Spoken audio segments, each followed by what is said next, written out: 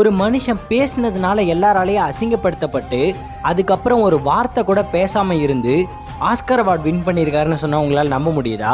ரோவன் Sebastian Atkinson. இவரை இப்படி சொன்னா யாருக்குமே தெரியாது. மிஸ்டர் பீன்னு சொன்னாதான் தெரியும். இவருடைய அனிமேட்டட் ஷோ பார்க்காதவங்க யாருமே இருக்க மாட்டாங்க.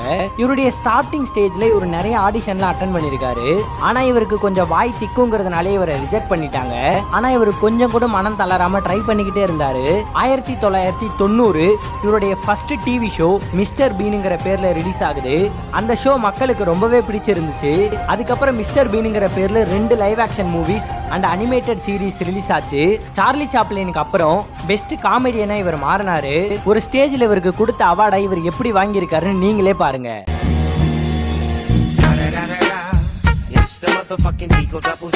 உங்களுக்கு மிஸ்டர் பீன் பிடிக்குன்னா கமெண்ட் செக்ஷன்ல ரெட் ஆட்ட கமெண்ட் பண்ணிடுங்க.